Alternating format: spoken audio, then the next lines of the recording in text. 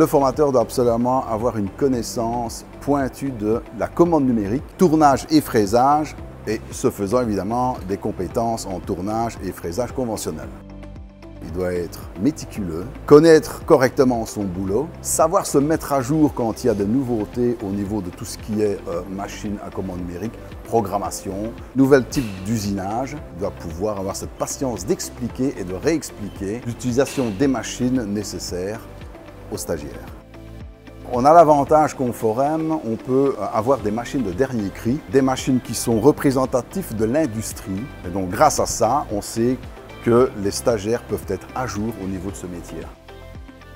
Travailler au Forem, c'est travailler avec des outils de pointe, des collègues qui sont eux-mêmes très compétents dans leur domaine et qui sont très compréhensifs au niveau des nouveaux collègues. Donc en ce qui concerne l'encadrement des nouveaux formateurs, c'est, on peut dire, quelque chose de très bénéfique.